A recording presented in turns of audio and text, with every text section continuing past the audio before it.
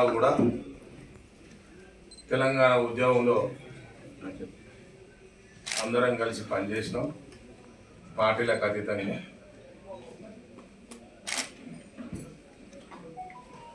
అయితే వారి చావును మాత్రం శవాల మీద పేలాలు ఎగతిన్నట్టు టీఆర్ఎస్ పార్టీ ఒక రాజకీయం చేస్తా ఉన్నారు. బతికున్న దొంతి మాధవరెడ్డికి శవయాత్ర చేస్తా ఉన్నారు. ఇక్కడ గమనించాలి, నిజంగా రేవంత్ రెడ్డి చాలా పెద్ద మనసు, నాయన్ రాజేంద్ర రెడ్డి కూడా చాలా పెద్ద మనసు. చనిపోగానే ఇలా గ్రీన్ కారిడార్ ఏర్పాటు చేసి రోహిణి హాస్పిటల్లో డాక్టర్లతో అందరితో మాట్లాడి ఇలా మంచి ట్రీట్మెంట్ అందించిన ఘనత కాంగ్రెస్ పార్టీ.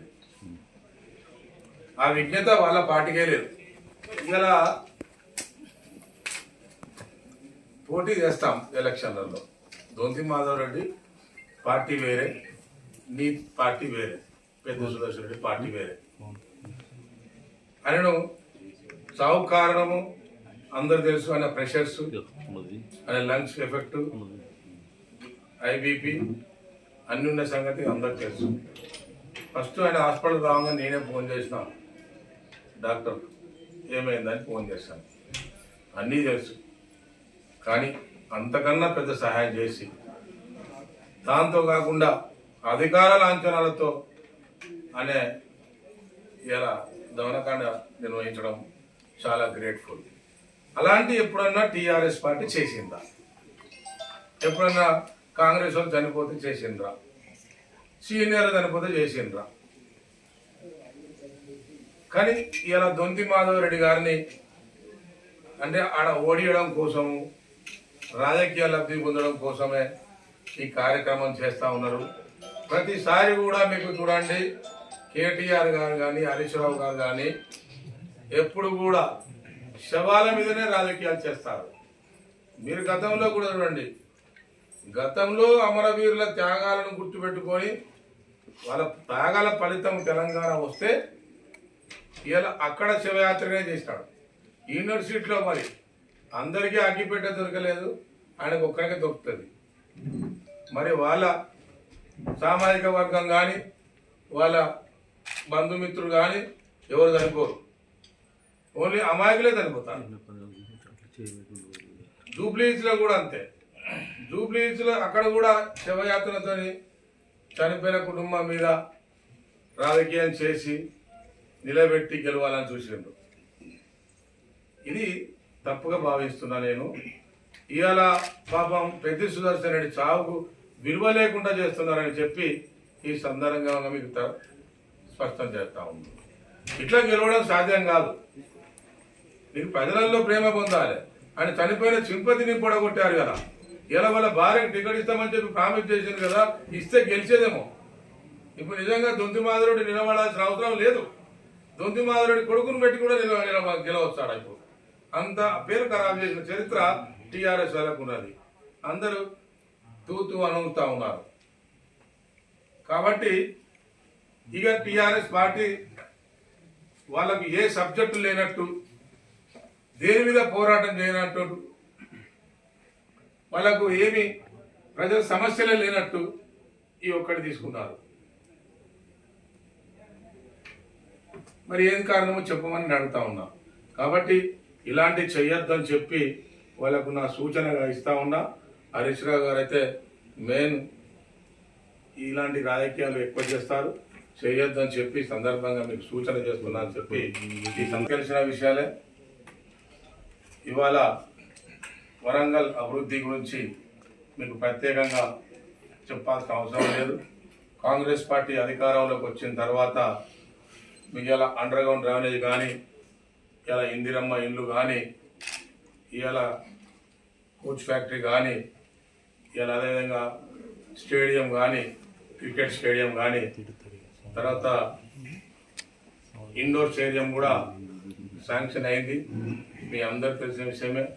ఇలా కన్స్ట్రక్షన్స్ దాదాపు 70% పూర్తి చేస్తూ ఉన్నారు. ఇలా అండర్ గ్రౌండ్ డ్రైనేజ్ అయితే మీకు తెలుసు, ఇండ్లు పంపిన విషయాలు అయితే మీ అందరికి తెలిసిన విషయాలే. కాబట్టి అభివృద్ధి విషయంలో కాంగ్రెస్ పార్టీ ఇలా చాలా ముందుకు పోతా ఉన్నది. రైతుల సమస్యల మీద ఇలా ఎన్నడూ లేని విధంగా ఇలా రుణమాఫీ చేసిన చరిత్ర ఇలా కాంగ్రెస్ పార్టీకి దక్కుతా ఉన్నది. దాంతోపాటు ఇలా బోనస్ విషయంలో ఇలా ఎకరానికి 12,000 రూపాయలు ఇచ్చిన చరిత్ర కాంగ్రెస్ పార్టీకి దక్కుతా ఉన్నది. ఇందిరమ్మ ఇల్లు గతంలో 10 సంవత్సరాల అధికారంలో ఉండి ఇవ్వలేదు. వాళ్ళకి ఏ సమస్యలు లేకనే ఇలా అభివృద్ధి మీద మాట్లాడలేకనే ఇలా వాళ్ళు గతంలో 10 సంవత్సరాల ప్రభుత్వంలో ఉన్నప్పుడు ఇలా తెలంగాణలో మిగులు బడ్జెట్ ఉన్నటువంటి ఈ రాష్ట్రాన్ని ఇలా దోసుకున్నారు, దాచుకున్నారు. కాళేశ్వరం ద్వారా ఇలా మిషన్ భగీరథ ద్వారా దోచుకున్నారు. ధరణి ద్వారా ఇలా రాష్ట్రంలో ఉన్నటువంటి ఇలా బంజారు భూములను, మిగులు భూములను, ఇలా కుంటలను, చెర్లను అన్ని దోసుకున్న చరిత్ర ఇలా టీఆర్ఎస్ పార్టీదని చెప్పి ఈ సందర్భంగా మీకు తెలియజేస్తా ఉన్నాం. ఇవన్నీ ఏమి ఆధారాలు దొరకకపోతేనే వాళ్ళకు సమస్యలు దొరకకుండా కాంగ్రెస్ పార్టీ ముందుకు పోతున్నందుకునే వాళ్ళు శివరాజకీయం చేస్తూ ఉన్నారని చెప్పి ఈ సందర్భంగా మీకు స్పష్టంగా తెలియజేస్తా ఉన్నాం. దాంతోపాటు మా రాజేందర్ రెడ్డి కూడా చూడండి, కాజీపేటలో ఇవాళ ఎన్నడూ లేని విధంగా గత కాంగ్రెస్ పార్టీలో వైఎస్ఆర్ కాలనీ వేసిన చరిత్ర ఇలా మా కాంగ్రెస్ పార్టీకి ఉన్నది. అందులో ఎవరున్నా కూడా, ఎక్కడోళ్ళున్నా కూడా వాళ్ళందరికీ ఇల్లు ఇచ్చిన చరిత్ర ఇలా కాంగ్రెస్ పార్టీకి ఉన్నది. వాళ్ళందరికీ డబుల్ బెడ్రూమ్ ఇచ్చుకుంటూ వాళ్ళందరినీ డబుల్ బెడ్రూమ్లోకి పంపిస్తా ఉన్నాం. ఆ భూమిని 100% వీళ్ళు వాళ్ళు రాజేందర్ రెడ్డి దోచుకుంటున్నాడు, దాని మీద ఇలా డబ్బులు సాధిస్తున్నారని చెప్పి టీఆర్ఎస్ వాళ్ళు ఇలా బీజేపీ వాళ్ళు అక్కడ ఇక్కడ మాట్లాడుతూ ఉన్నారు. ఇలా ప్రెస్ మీట్లలో కూడా మాట్లాడుతూ ఉన్నారు. మేము అడుగుతా ఉన్నాం ప్రెస్ మీట్లో, 10 సంవత్సరాలు నువ్వు అధికారంలో ఉండి ఎందుకు దాన్ని అభివృద్ధి చేయలేదో చెప్పమని నేను అడుగుతా ఉన్నాం. గత 10 సంవత్సరాలలో ఒక్కనాడన్నా మేము దాని గురించి మేము అడిగినాం. గతంలో కూడా ఎమ్మెల్యే గారిని, వినయ్ భాస్కర్ గారిని అడిగినాం. వినయ్ భాస్కర్ గారు గతంలో 1983లో ఇలా ఆ భూమిలో అన్నలు జెండాలు వాతిండ్రు. ఆ భూమి ఇవాళ మనకు బస్టాండ్కు, డిగ్రీ కాలేజీకి, హాస్పిటల్కు ఇలా కావాలని చెప్పి ఇలా గతంలో అన్ననే జెండాలు వాతిండ్రు. దాని మీద 18 మంది మీద 1983లో కేసు అయింది. ఇలా సదానందం చనిపోయి ఎక్కడున్నాడో అందరికీ ఆశీర్వాదం దొరకాలి. కానీ ఆయన పాపం అక్కడ ఇలా వైఎస్ఆర్ కాలనీ పెట్టింది, నిర్మాణం చేసింది.